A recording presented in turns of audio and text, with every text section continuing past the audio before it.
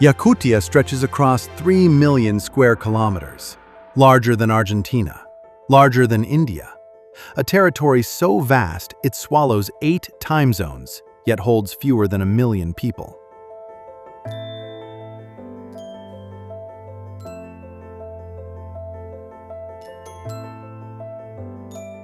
For most of the world, it's a blank space, the coldest inhabited place on Earth. Winter lasts 9 months. Temperatures plunge to minus 60 degrees Celsius.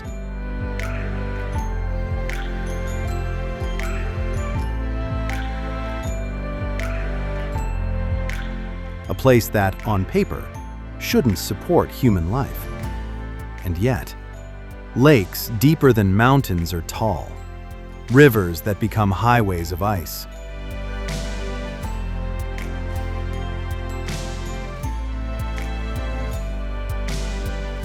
Stone pillars 500 million years old, diamond mines that wound the earth, and ghost towns left behind when the mines went silent.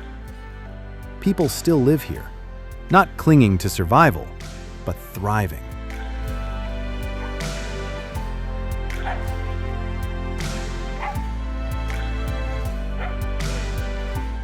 Indigenous herders who've mastered this land for millennia. Cities built on permafrost. Communities where minus 50 degrees Celsius is just another Tuesday.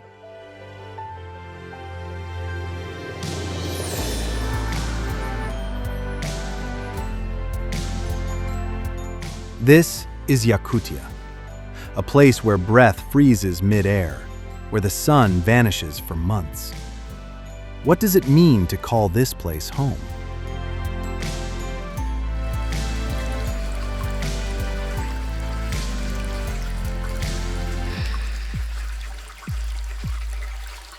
In winter, Yakutsk disappears beneath a veil of fog.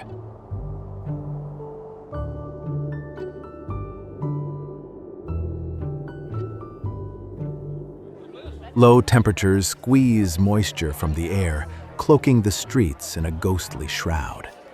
The sun hangs low on the horizon, even at noon. It never fully rises, never fully warms.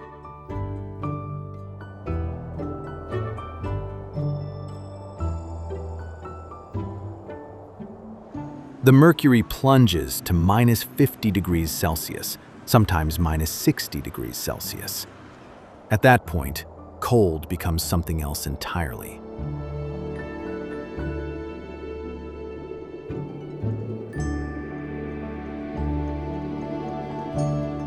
From above, the city looks patched together.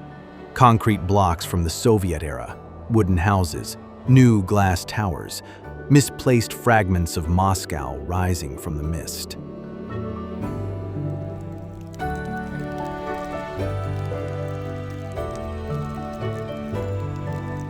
Every building stands on stilts.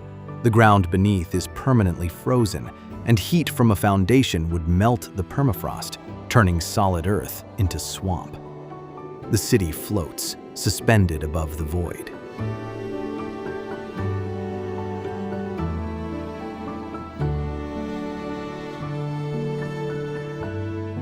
On paper, that fact alone should make it inhospitable. And yet, almost 300,000 people call this frozen place their home.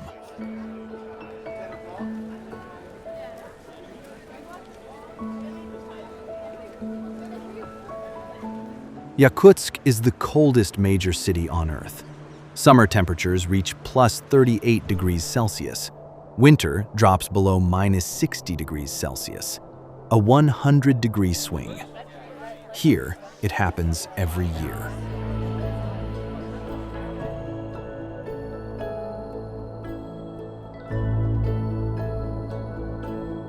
The fog lingers, thick and unrelenting. Streets glow under dim streetlights. Cars idle constantly. Turn off an engine at minus 50 degrees Celsius, and it may never start again.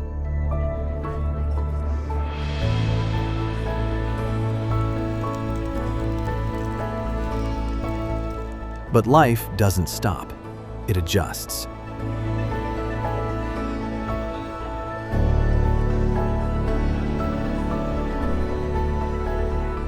The market operates outdoors, even at -45 degrees Celsius.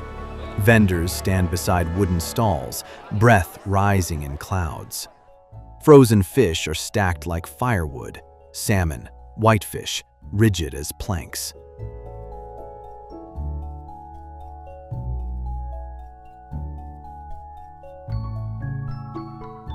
Meat hangs from hooks, naturally preserved. The air itself is a freezer.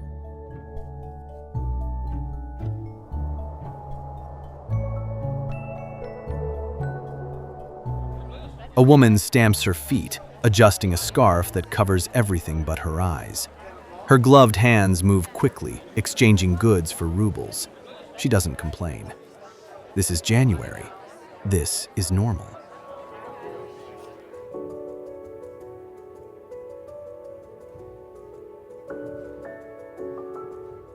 Thermometers read -48 degrees Celsius. Buyers move efficiently, pulling sleds piled with supplies. Children walk past in oversized coats, faces wrapped in fur. They don't hurry. Hurrying wastes energy, and energy is warmth.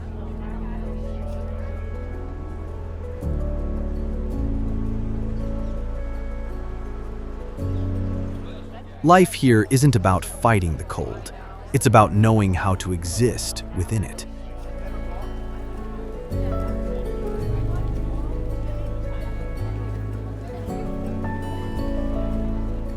Beneath Yakutsk lies another world. Stairs descend into tunnels carved through ice that hasn't melted in thousands of years. Walls glow blue under electric lights.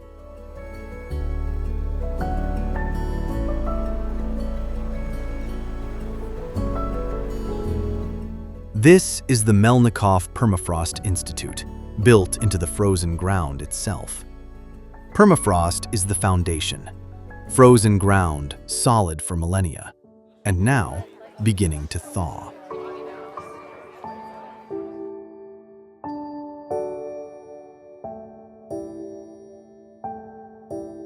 Scientists study what happens when the ground beneath an entire region starts to crack. Ice cores reveal layers of sediment, ancient pollen, mammoth bones. The permafrost is a time capsule, and it's melting.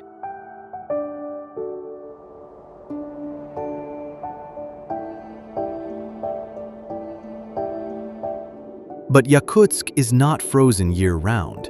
In summer, the Lena River breaks apart. Ice chunks the size of cars drift downstream.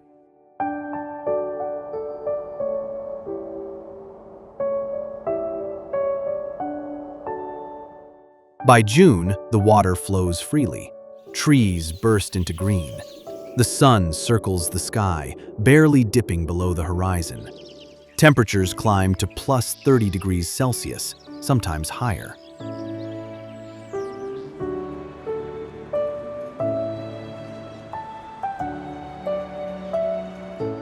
Yakutsk swings between two extremes, neither forgiving, both defining. The people here don't live despite this. They live because they know how.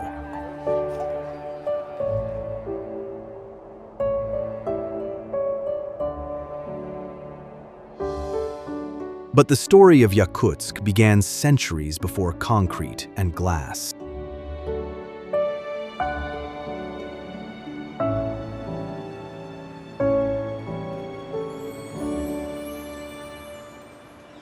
In late June, thousands gather on the open steppe outside Yakutsk. The Yayakh festival marks the summer solstice, a celebration of abundance, of light, of life renewing itself.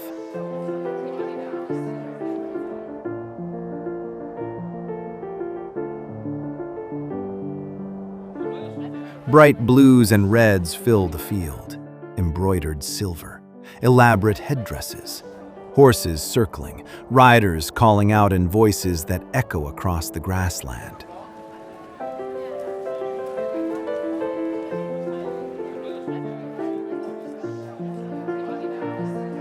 This is the festival of the Sakha people, the largest indigenous group in Yakutia. Their ancestors settled this land more than 1,000 years ago, migrating north with herds of horses. They didn't conquer the cold, they learned to live within it.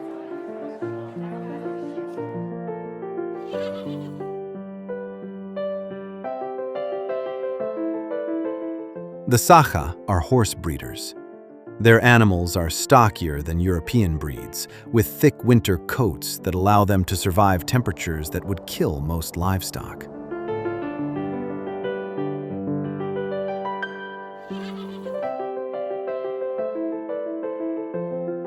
Throat singing rises from the crowd, deep, resonant tones that seem to come from the earth itself.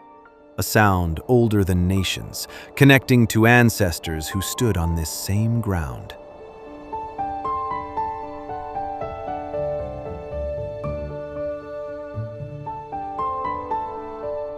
Survival here isn't about technology, it's about memory.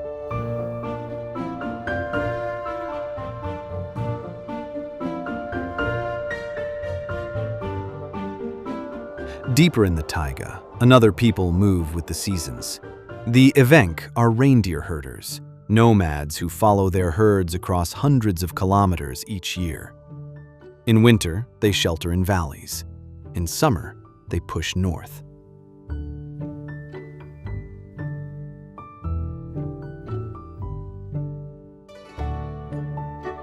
Their camps rise in hours. Conical tents, chums, made from reindeer hide stretched over wooden poles. Smoke rises from a central fire. Inside, the air is warm, thick with the smell of smoke and boiled meat.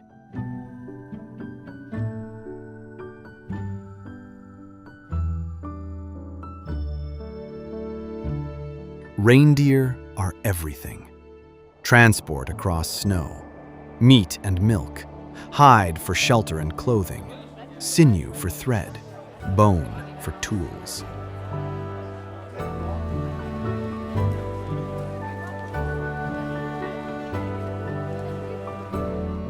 An elder sits outside a chum, hands working leather. Her fingers move with practiced efficiency, stitching seams that will hold against wind that cuts like a blade.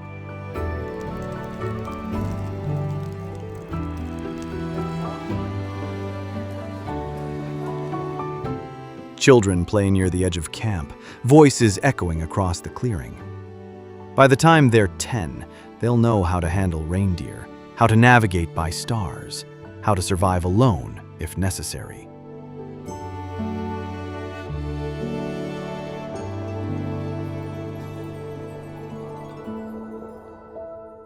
The Evenk don't see themselves as struggling. This is life. This is normal.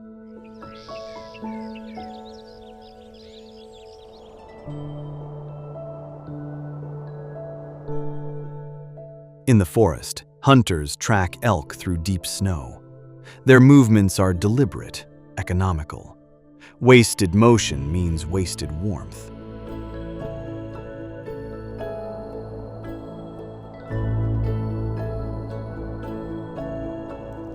They read the snow like text. Tracks reveal species, size, how long ago the animal passed. A rifle rests across one hunter's back. But he also carries a bow, a knife, snares made from braided sinew. Modern tools and ancient techniques exist side by side.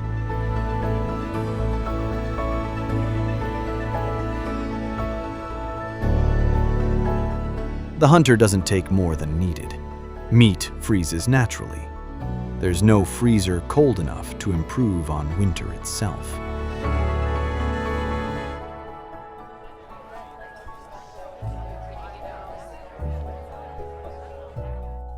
These people, Sakha, Evenk, hunters, engineered their survival over generations. They mastered the cold not by fighting it, but by understanding it.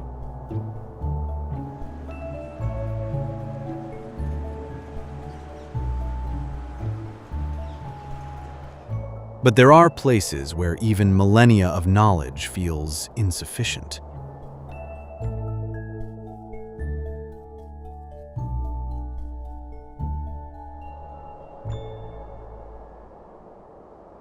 The road to Oymyakon cuts through taiga and over mountain passes. The village lies in a valley, surrounded by peaks that trap cold air.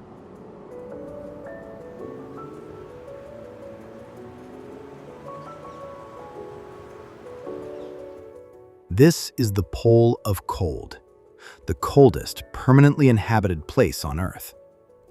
In 1933, a weather station here recorded minus 67.7 degrees Celsius. Unofficial reports claim minus 71.2 degrees Celsius.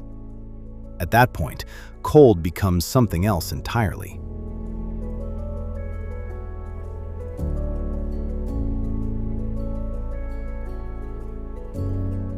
Breath crystallizes, falling as ice. Eyelashes freeze together. Exposed skin, numb in seconds. The valley traps cold air. Mountains block circulation. The sun barely rises above the ridgeline.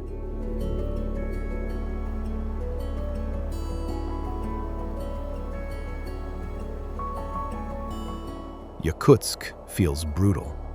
Oymyakon redefines the word. And yet, fewer than 1,000 people call this place home. Children still walk to school, though classes are canceled if temperatures drop below minus 52 degrees Celsius. Adults still go to work, bundling in layers of fur and wool.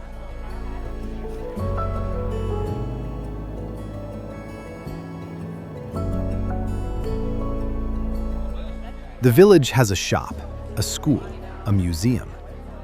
Tourists arrive in winter, drawn by the extremity. They take photos beside thermometers that read minus 60 degrees Celsius, then retreat to heated guest houses.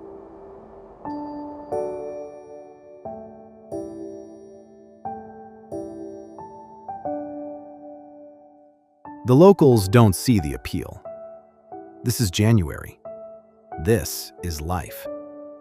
What might appear unbearable has become routine. Not because the cold is less severe, but because survival here is built on knowledge. How to keep engines running overnight. How to layer clothing so warmth stays trapped.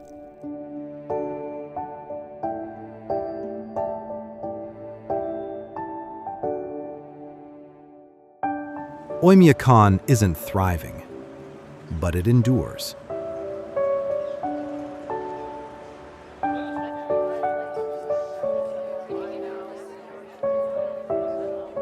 "200 kilometers northeast, another village stakes its claim to cold.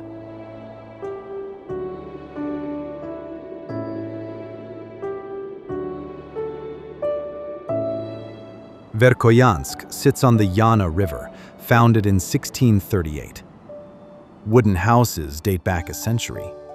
A Russian Orthodox church with faded blue domes overlooks the town. Verkhoyansk has recorded minus 67.8 degrees Celsius, nearly identical to Oymyakon. Both are extreme. Both are inhabited. Both prove that humans can carve out existence in places that seem designed to exclude life.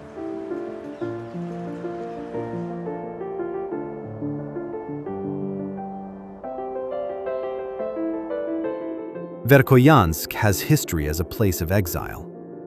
During the Tsarist era, political prisoners were sent here, banished to the far edge of the empire. Some stayed after their sentences ended, having nowhere else to go. Population: 1,300, down from several thousand.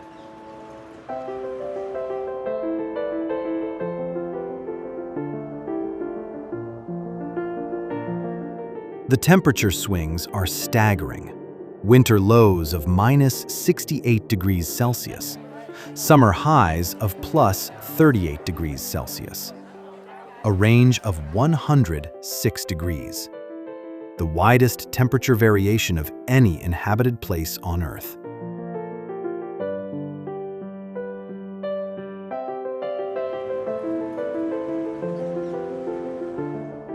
Between the poles lies Tomtor, where supply trucks pause before pushing deeper.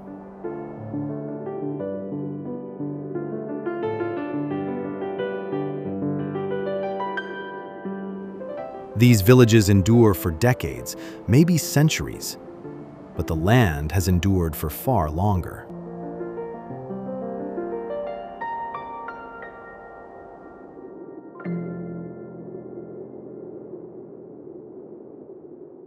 A few hundred kilometers south of Yakutsk, the Lena River cuts through the heart of Yakutia.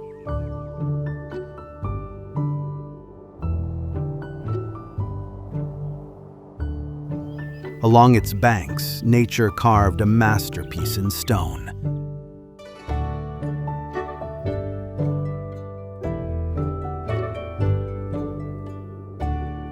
The Lena Pillars rise like ruins of a forgotten civilization.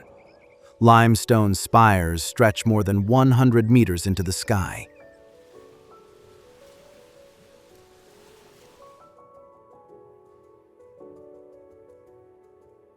Their surfaces are layered with sedimentary lines, horizontal bands stacked over eons.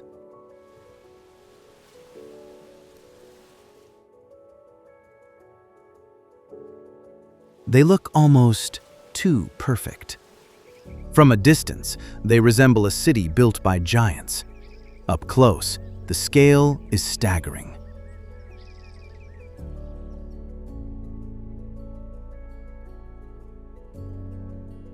These formations are 500 million years old, shaped during the Cambrian period, when this land lay beneath ancient seas.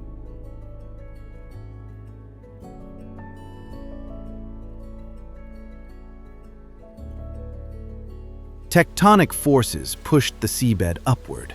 Water and wind carved the soft rock into towers.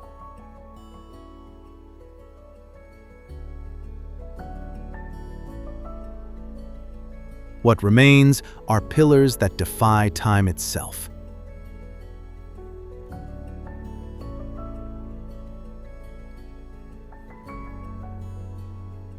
Each one is a vertical timeline.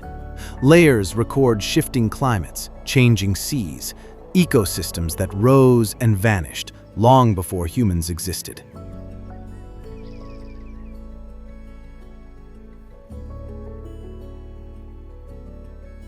The Lena Pillars don't belong to us. They exist for their own reasons, shaped by forces so vast that our brief lives feel like nothing.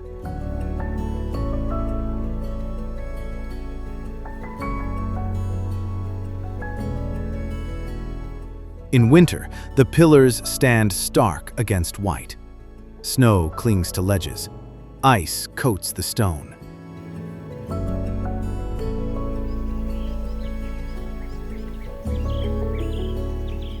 In summer, green taiga climbs the slopes.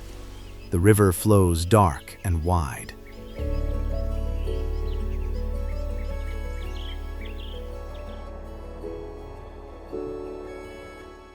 The pillars remain, indifferent to seasons, indifferent to us.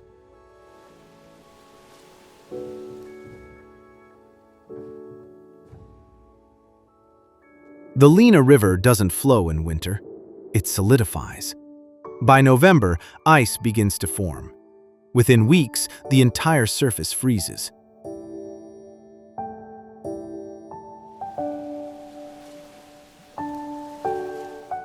The ice grows thicker, 1 meter, then 2. By January, it's strong enough to bear trucks.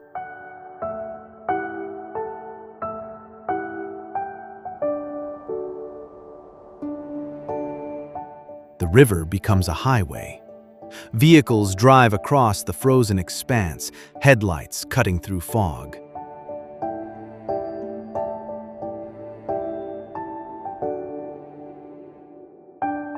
There are no bridges here.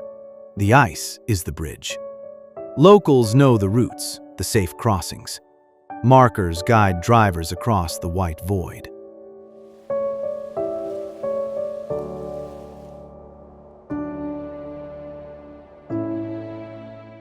Cracks run through the ice like lightning. Air bubbles trapped beneath, frozen mid-rise. The ice groans under its own weight.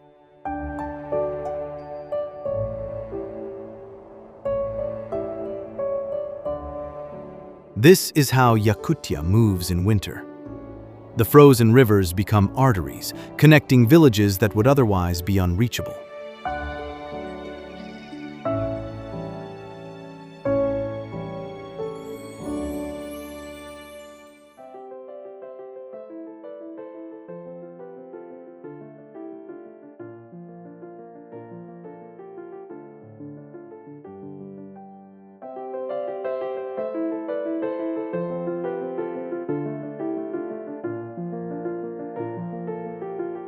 Even in July, the temperature hovers near freezing. Ice formations glitter under the sun, blue and white, carved into shapes that shift each year.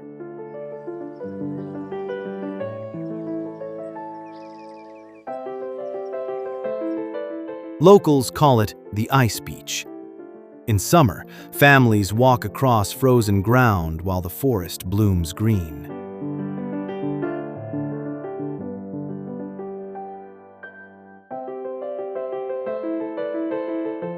A place where seasons collide.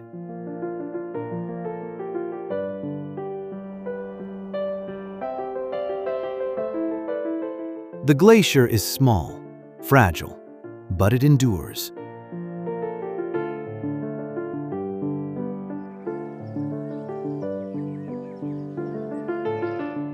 These landscapes existed long before cities, long before mines, long before humans decided this frozen land was worth claiming.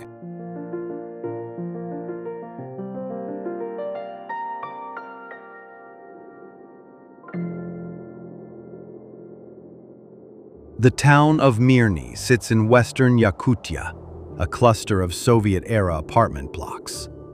From ground level, it looks unremarkable, another mining settlement built quickly, functionally. But the town stands on the edge of an abyss.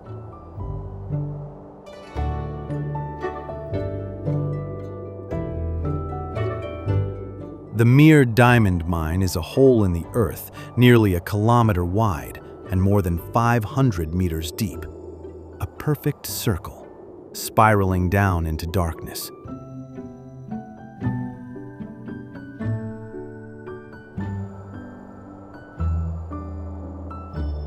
From above, trucks at the bottom look like insects.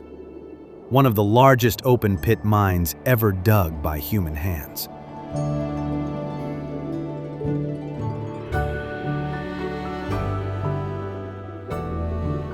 Diamonds were discovered here in 1955. Within 2 years, the mine was operational. At its peak, it produced 10 million carats annually. Rough stones that traveled to Amsterdam, to Paris, to New York.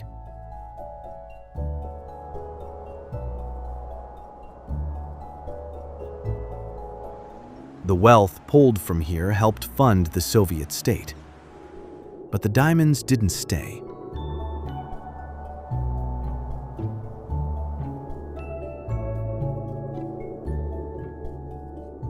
By 2001, the pit was exhausted. Mining moved underground. What remains is an enormous wound.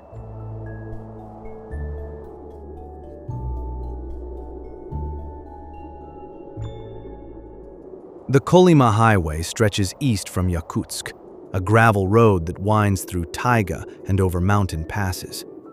It was constructed between the 1930s and 1950s by prisoners of the Gulag. Thousands died. Cold, hunger, exhaustion.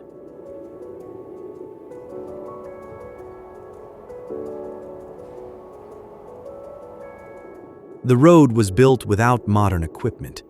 Prisoners broke frozen ground with pickaxes, hauled stone in wheelbarrows. When winter came, those who couldn't work froze. When summer came, mosquitoes swarmed so thick they suffocated the weak.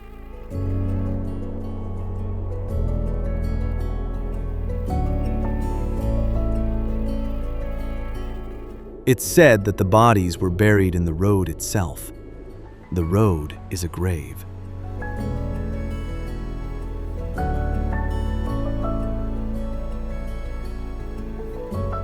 The Kolyma Highway still runs, Trucks still carry loads east. The gravel is washboarded, the bridges narrow, the route isolated, but it functions.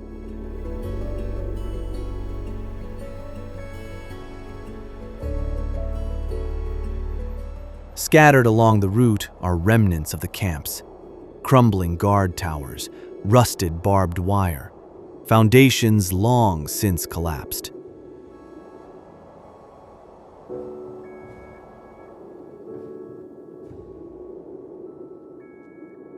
When the mines closed, the people left. Kadikchan was a coal mining town built in the 1940s by Gulag prisoners. At its height, more than 10,000 people lived here.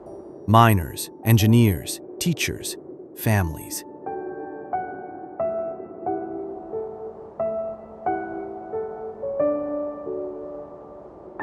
In 1996, an explosion killed 6 men. The Soviet Union had already collapsed.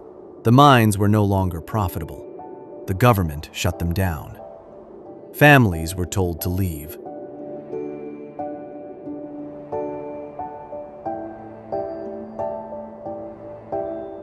By the early 2000s, Kadikchan became a ghost town. Rows of abandoned buildings stand empty, windows shattered, roofs sagging.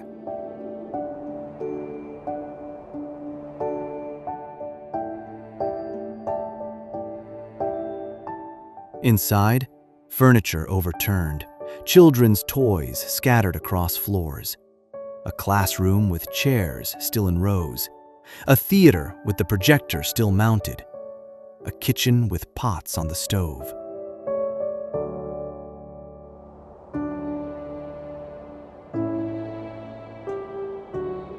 Trees grow through concrete, moss covers walls, snow drifts through open doors.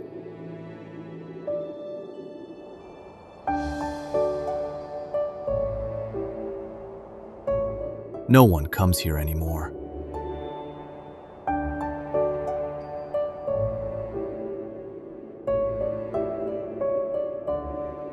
Soviet extraction left ghosts, but the land itself is opening wounds of its own.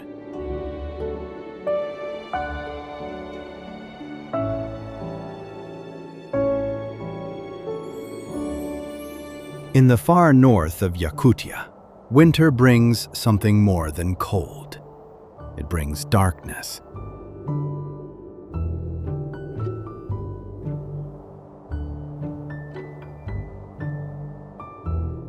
From late November through January, the sun doesn't rise. It barely crests the horizon, a faint glow that never arrives. Then it sinks, leaving behind twilight that stretches for hours.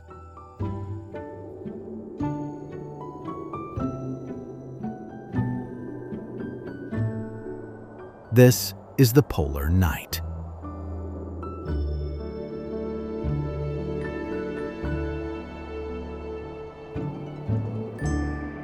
The sky shifts through shades of blue, deep indigo at midday, near black by afternoon. Stars appear at 2 p.m. The moon circles overhead, casting long shadows across the snow.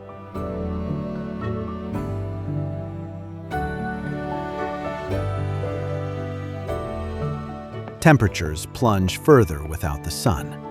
Minus 50 degrees Celsius becomes minus 60 degrees Celsius.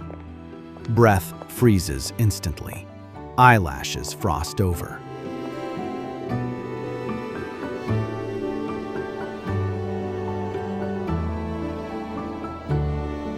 Yet life continues. Schools operate, shops stay open. People navigate by streetlights, their routines dictated by clocks instead of daylight.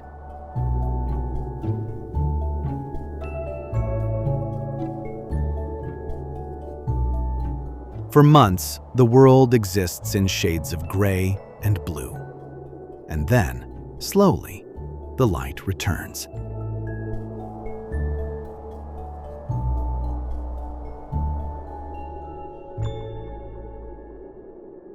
At the edge of the Arctic Ocean sits Tiksi, one of the northernmost settlements in Yakutia.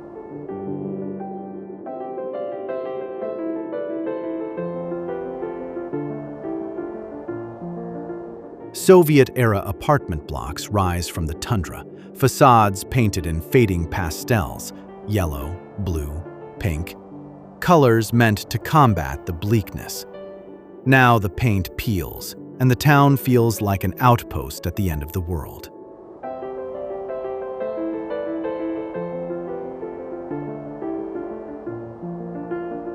Population? Fewer than 5,000, down from 12,000.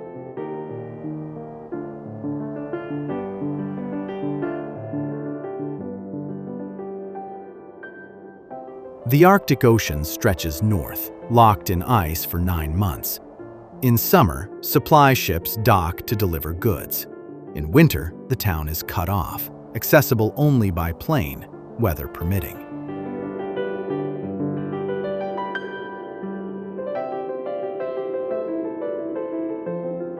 Isolation here isn't metaphorical. It's measurable, constant.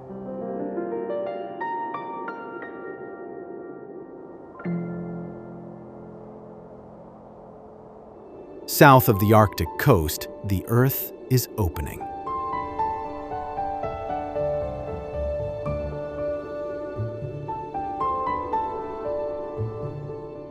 The Batagai crater is a wound in the permafrost, a massive depression nearly a kilometer long. Jagged edges, exposed layers of ice and soil stretching back 650,000 years.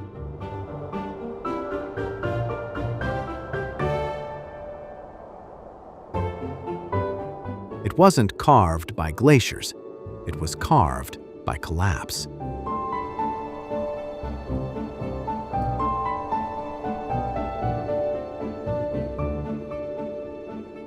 As temperatures rise, the permafrost thaws. Ice frozen for millennia melts.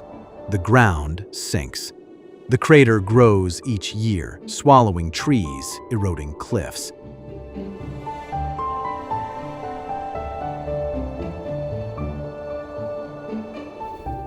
Locals call it the gateway to the underworld.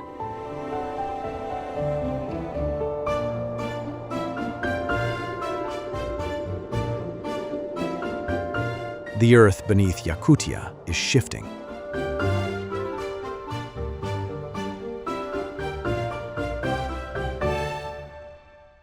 But above the darkness and the wounds, beauty.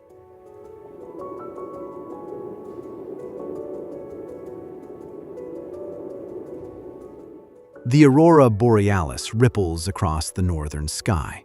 Green curtains of light, tinged with violet and red, shift above the horizon. They fold and shimmer, moving in waves the eye can't quite track.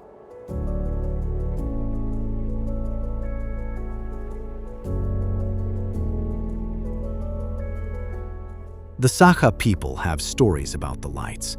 Some say they're spirits of ancestors. Others say they're blessings, or simply the breath of the universe made visible.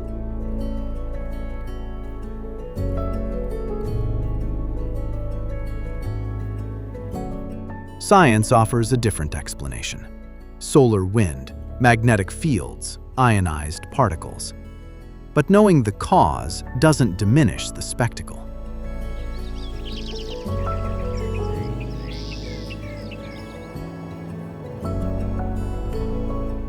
The lights appear on clear winter nights. They're brightest in the darkest months, a reward for enduring the polar night.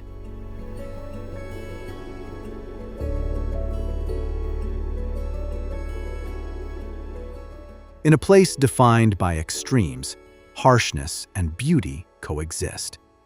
They always have.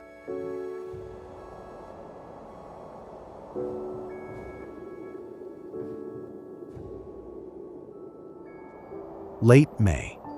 A sound echoes across the frozen expanse.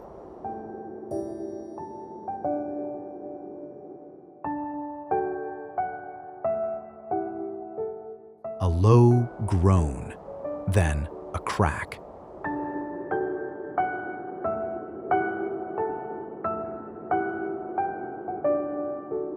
The Lena River, solid for 7 months, begins to shift.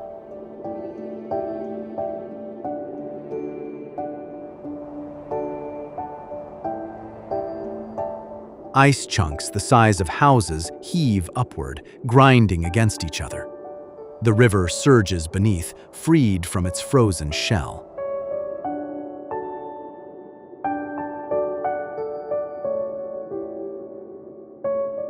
The breakup is violent, chaotic, unstoppable.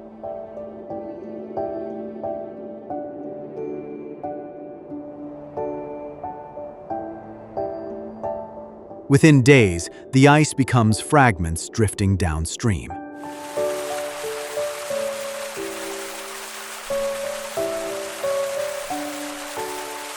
Spring arrives not gently, but with force.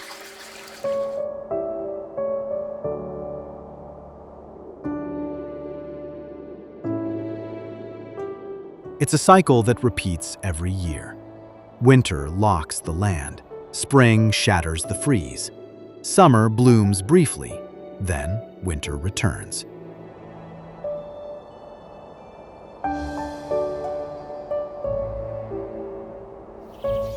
The people of Yakutia don't fight the cycle. They move with it.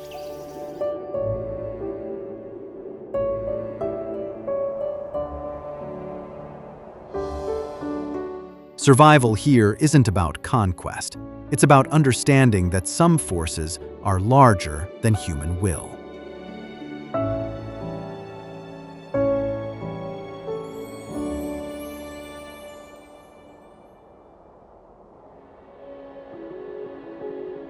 Yakutsk sits on the frozen banks of the Lena, caught between extremes.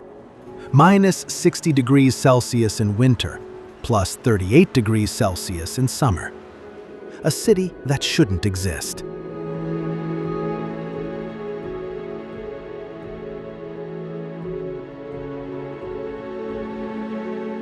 We came here asking what it means to survive. But survival is the wrong word.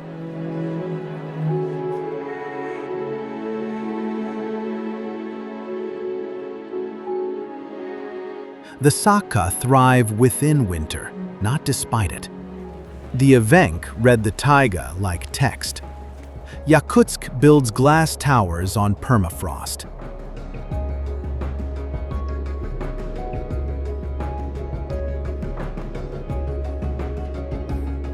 Yakutia is not a frozen void. It's a homeland.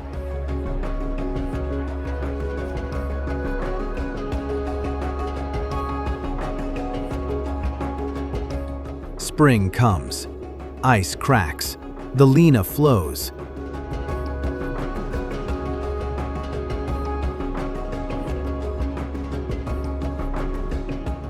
Fog settles over Yakutsk once more.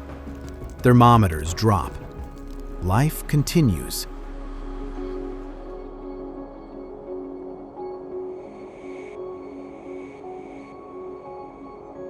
Winter will return, as it always has.